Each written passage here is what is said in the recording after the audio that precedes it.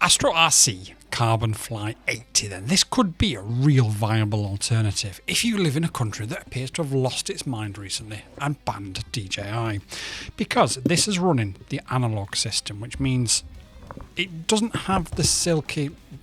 Sorry if you can hear lots of noise, I keep hitting myself with a wire. It doesn't have the silky DJI 04 Pro footage that we used to on the channel, but it does have a system that isn't banned, so you can buy it. So let's have a look at it. Now, this has a really unique look. This is like unlike any other drone I've ever seen before. You've obviously got the analog VTX or the 04 Lite in there, because it comes with the 04 Lite if you so decide. We're going to switch out that prop that I smashed into a tree with. You've got a buzzer on the back here. The flight controller is all in one, so everything sort of solders onto it. It's quite a clever thing, and if I can find my other one that I was building myself this summer, I'll pull it out and I'll show you. It's a really, really nice design, and you know, we don't see differences in designs enough, in my opinion, and I'm looking forward to this one. I really am. Spoiler alert, I've already flown it, but we'll move on and we'll unbox the contents of the box. So in here you get a little user manual. Oh, this is for DJI Assistant, so this will be for the 04 Lite version. And it gives you some details on your Betaflight setup and stuff, but I'm going to upload a CLI to Discord, so you've got a copy of it, so you don't need to worry too much about that. So you get one spare set of 1.8 props. I thought it was 2-inch, 1.8 inch props. They just push on. You get a USB micro cable, which is a nice touch, and you get a patch to stick onto your bag, stitch onto your badge. Yep, sorry, your bag or whatever you want. So that's a nice little touch. I wish more manufacturers included those. That's really nice. And that's it. It's a really simple affair, like the drone itself. It is very simple, very straightforward, and as I say, it is analog, which means ultimately, if you are in a country that's lost its mind, you can still buy one of these things, which is great. You can see, really does help aid visual line of sight for your spotter. I'm flying it in a park, and I'm just flying obviously around the trees here, but we're not having any sort of issues. There has been a few people around. There isn't really anybody around at the minute.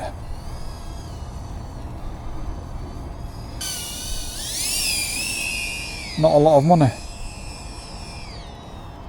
And you really can put it on it. I don't know what the top speed is. We'll have to work out and see if we can actually get a GPS in here. I'm not sure on the flight controller, but when you put it on it, it really does eat up that ground pretty fast. And despite a couple of high-speed runs, we're at 2 minutes and 30 and the battery's not quite dead yet. We're not far off.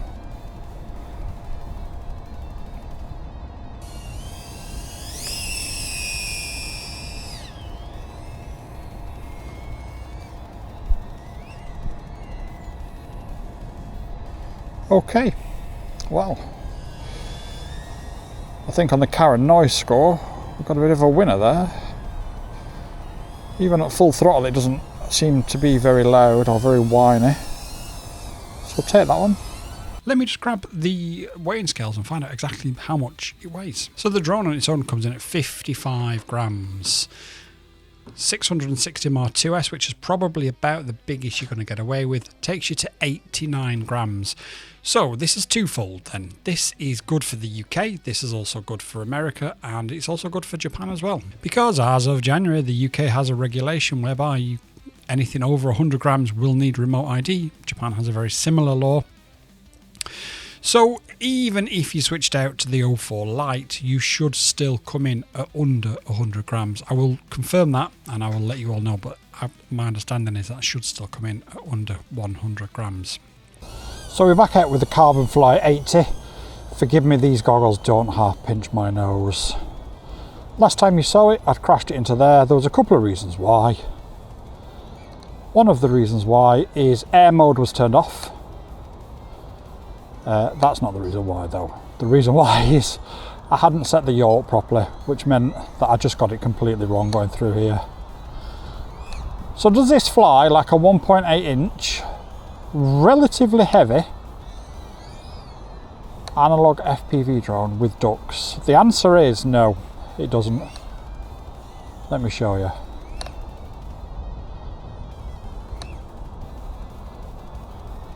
Now you've got, like I say, the way physics work is a lot of you guys ask about prop push. And the way physics works, and I'm going to try and do a video on prop push. But the way physics work is if you fly into your own wash, you get prop push. If you don't, you don't.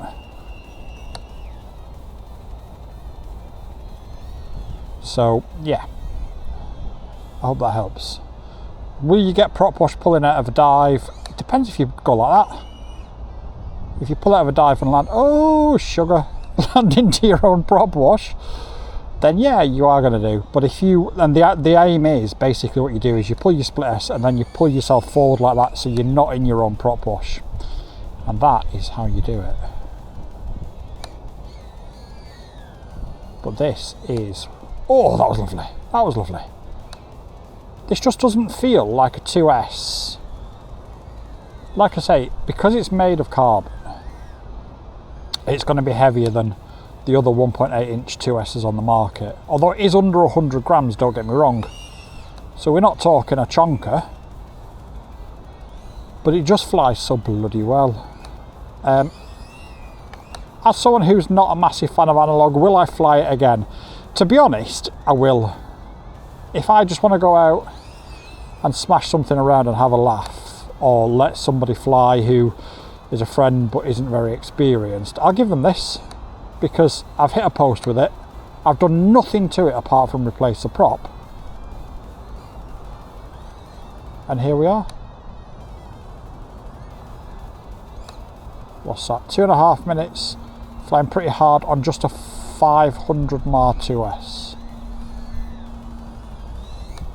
Okay, I'm getting the buzzer though, so I'm going to come back and land. 3.55 volts. It's not terrible, but I'm just going to come back and land it. I'll be back in a second. Next step then is to get it plugged into Betaflight and get it set up. There is, learn to speak, a USB micro on top here. So if you've got a battery on and you're looking for it and you can't find it, just take the battery off and it's underneath there. So it's nice and protected from the weather and the elements once you're out there flying as well. Now it's going to start beeping like crazy because I've already set it up. So if you give me a second, I'll unset it up and we'll go again. As annoying as that was, what that does mean is that the receiver is powered without having to plug a LiPo in, which can get frustrating at times to have to find a LiPo to plug in just to power your receiver. But it's all done from the board, no problems at all. So to bind the drone for the first time, what you want to do is you want to plug it in 3 times very, very quickly.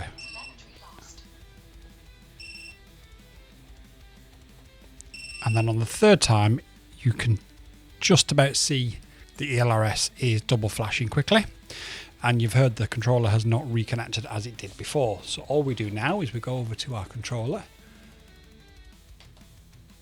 we press the system button, we press ExpressLRS, and we scroll down to where it says bind, and we press bind.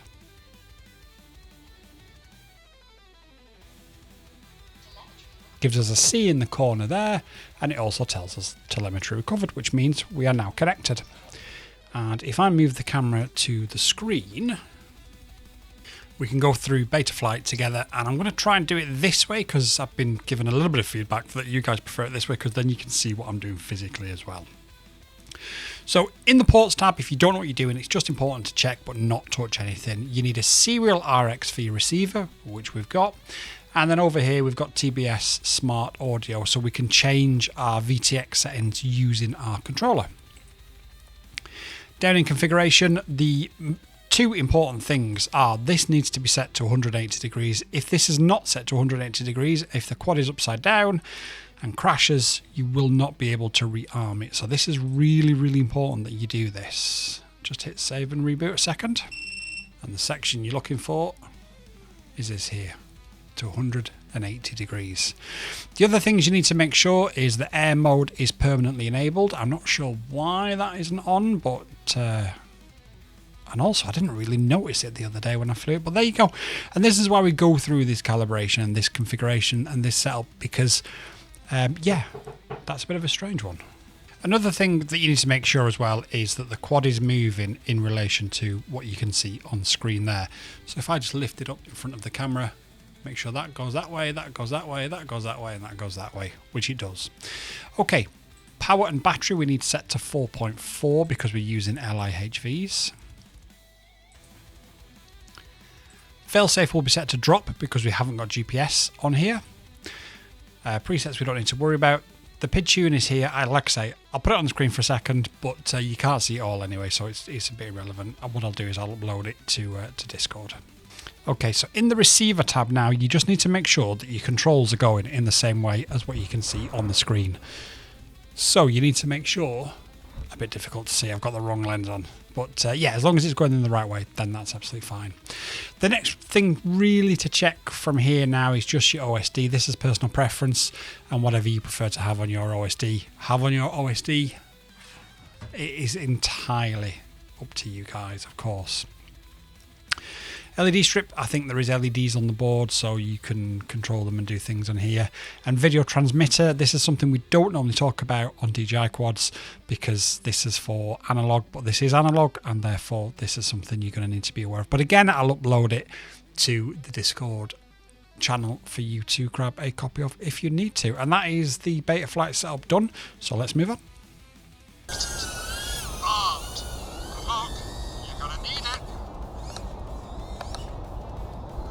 As regards for the Karen score, this is just, yeah, this is a 2 on the Karen score.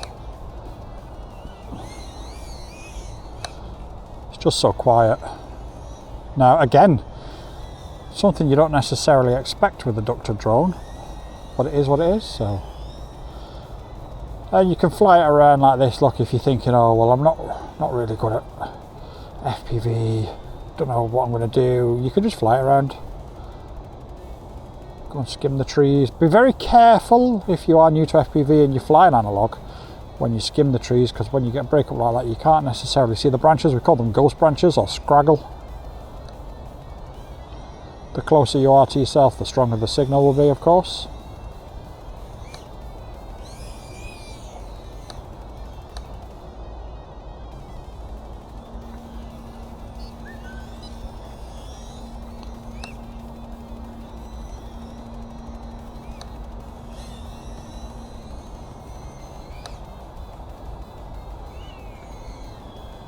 Probably should be a little bit higher doing that. Whee! And it falls lovely. It's really compliant, so it's not going to fall in a way that you don't expect it to, which catches people out most of the time.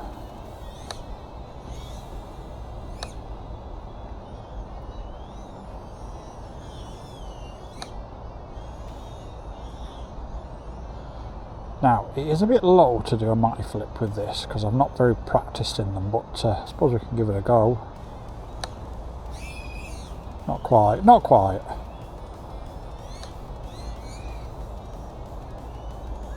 Try again. Nope. I'm just panicking and getting on the power a bit too early and pulling it forward instead of backwards. But I won't spend a whole review showing you guys me practicing how to do a mighty flip and failing. But once you turn air mode on and you get your rate set up properly, this is brilliant. Really, genuinely is brilliant. And it's analog, and I really didn't think I'd like it. So from my point of view, and we'll talk about this more back in the studio, but from my point of view, obviously it helps you American guys out because it's not DJI, but it helps us Brits out as well because it's under 100 grams with a battery.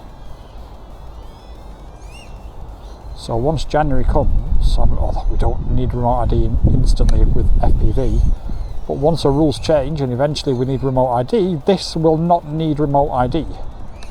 And it's something you Americans can buy. So overall, and the Japanese as well, the Japanese have very similar sub 100 gram rules that we're having in the UK shortly as well. But it, you know, I'm not showing it off very well here, but yeah, you get the idea. You can fly through branches and trees, and have a look up here. This is where you've got to be careful of ghost branches and stuff, but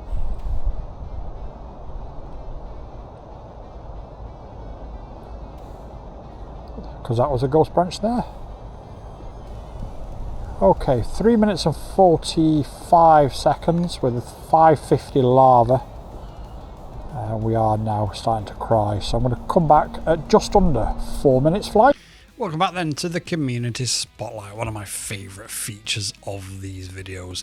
And actually, let's just move things around a little bit, because what we want to do is we want to create a little bit of space so that we can add in your comments. As I said, I'm not going to be on camera on this video because I am dying of the flu. So first little comment is, any chance of a flight review with an 04 light fitted? And that's for the Beta FPV Pavo 20 Pro. The simple answer to that is absolutely yes. The long answer to that is I'm not sure when it's going to be, but I will try and get it done as soon as I possibly can. Thanks for your comment. Okay, another question is related to the Rate L40 Pro. How did you fix the jello effect? I repeated the review videos a couple of times but couldn't find it. Well, we haven't actually released a review video as of yet, but the review video will include how to fix that jello issue. Thanks for your comment. My good friend Dean has left a comment saying, without you, there is no channel. So take your time, rest, and come back better than ever. Feel better, my friend. Thank you so much, Dean. I really do appreciate that. And I appreciate every one of your comments. But that has been this video's Community Spotlight. Please keep leaving your comments. Boy Wonder and I will keep scouring the comment section for them.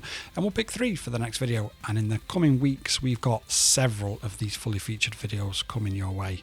So leave some really, really good comments. Okay, let's move on. If you want to learn FPV and not worry about too much about the price, but have something that's really capable, this is actually a real viable option, you know. Really surprised at it. I'm so annoyed that I haven't saved my rates properly, so I can't. You can recover it quite easily. Yeah. For 100 quid, if you're new to the hobby and you want to get into it and have something that flies either really... Let's go and check it. That was my fault. I was undecided as to which way to go, so I didn't go either way. And because I didn't go either way, it's actually quite hard to do, you know. Well, we've crash tested it, if nothing else. Now, I've brought my controller with me because if we can't find it, if I just turn the controller off, the beeper will beep. Which is how I would advise you set your drones up in Betaflight, or have your beeper on a switch. I can actually see it, to be fair. That was quite a ding. You probably heard that on the camera.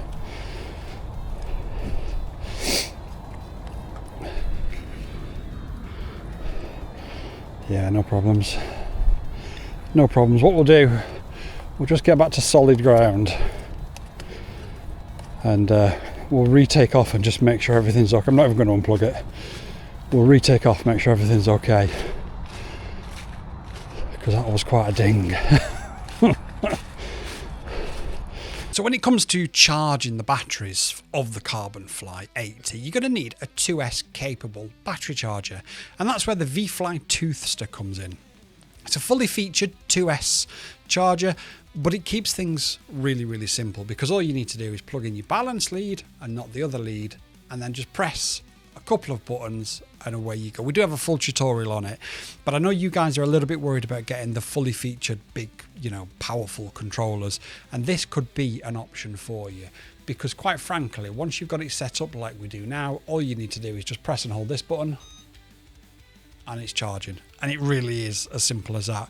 Charges 2 different types of 2S as well, as you can see, and it will charge up to 4 at once. I'll leave a link in the description down below, and I'll also leave a link in the description down below for some compatible LIPOS with this as well. The best ones I've found is actually the one I'm charging now, because I intend to go and fly it again later with Boy Wonder. these 550 mAh lava batteries, let me just readjust that camera. These 550 mAh lava batteries from Beta FPV are the best ones I've found for longevity and response in flight. Got any questions? Drop them in the comments down below, but we'll move on to the next segment. Now, the focus quite often on this channel is how to get newbies into the hobby as cheaply and as quickly as possible. And to that extent, we often showcase newbie kits, ready to fly kits that include the goggles, the controller, the drone, the battery, and everything you need. But there is another way, and I think this CARBONFLY 75 could be a bit of a trailblazer in that respect. Let me explain.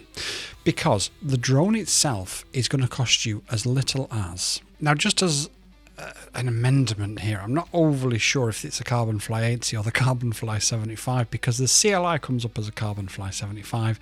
The listing that Banggood have sent me says it's a CARBONFLY 80. So from here on in, we will call it the CARBONFLY 80.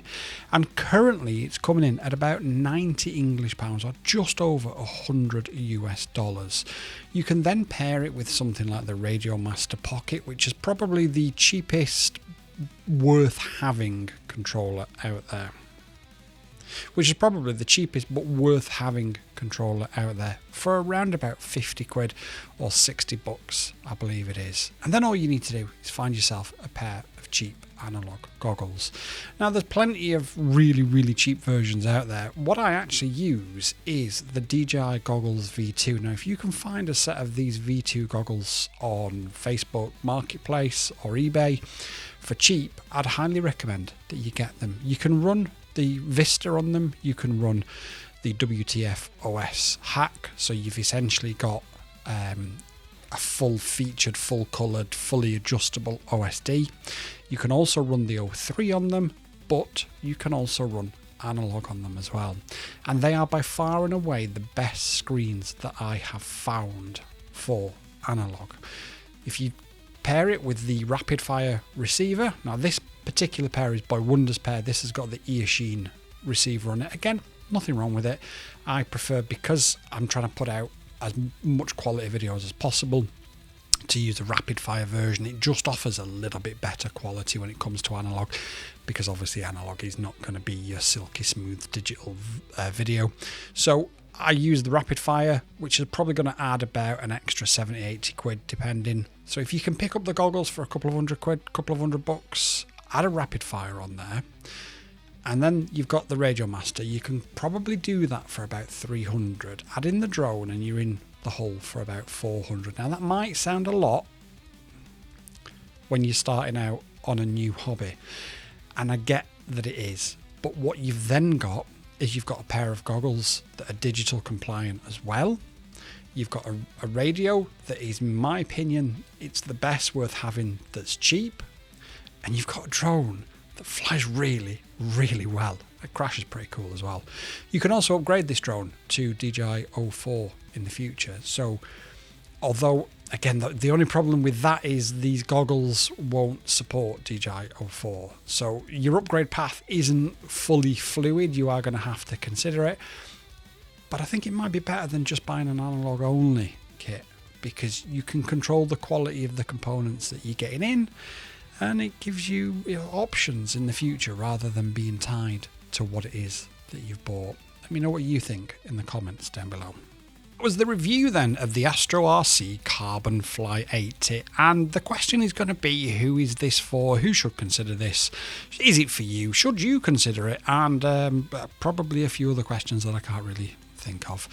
The honest answer is, if you're looking to get into the hobby, I think this is a great option. It looks like it's design over function, but it's really not. It looks like it'll fly like a pig, but it really doesn't. It absolutely smashes it, and as we saw when we smashed into the rugby post, it can take one hell of a hit, and the only damage there was a prop, and I think the prop was actually damaged when it landed on the grass and hit a rock whilst it was still spinning, if I'm going to be completely honest with you. As you can see, there is no visible effects or damage to the carbon, and it really did take the beating really well. So if you're a newbie and you're all thinking, like, these FPV drones are a little bit, they're a little bit, I don't want to have to worry about how to repair it. They're a bit delicate. Some of them are. The design and the way that this functions really does help protect everything. If you can hit something so high up and not damage anything, something solid as well, and we heard on the camera the ding, then let's be honest, I think we're probably going to be okay to recommend this to newbies. You can get it for about 90 quid or $100. There's always sales on Banggood as well, so bear that in mind.